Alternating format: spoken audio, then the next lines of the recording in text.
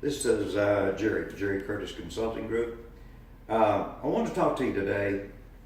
Maybe you have been in business for a while, but especially to the new people that are starting out, and you're starting to get into either the internet or you're starting to get into social media or whatever it may be. And maybe you haven't decided on the name to call your company yet. You need to be real serious about what you're going to call your company. You normally want to try to have about 3 words in the name of the company. You will probably not be able to get your name. TyLopez.com. Ty Lopez is a good friend of mine. He did, but he is Ty Lopez. He's got a very unusual name. But when you come to some of the other things, it's sometimes difficult to get the name that you want to get. So you want to have, you've got to play around with this, exactly what is your niche, and put some words around that niche that'll make sense. And GoDaddy is probably one of the best out there. It's as good as any. We don't get paid anything, even if we recommend them. But if you want .com, you don't want US, you don't want .net, you don't want any of that stuff, you want .com. People are just used to that. They're used to seeing .com.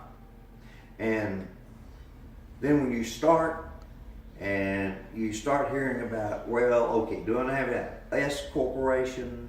Do I need to have an incorporated corporation? Do I need to have an LLC? What do I need to have? Well, you can start off as a sole proprietor. And all you need to do is go down to the county clerk and file a certificate for that. And you go to the bank and open up an account under whatever the name is, the company that you're going to create. Now, if you want to go for an for a limited liability partnership, LLC, there's a website you can go to, and they're really good. Depending on what state you're in, all the laws are going to be different. It's called LegalZoom.com. LegalZoom.com. You can put in the name, you can put in all the other stuff. They'll walk you through the complete process of that to get that name and have it be an LLC. There's always going to be a fee attached to that also. Depending on what state you're in, all states are different.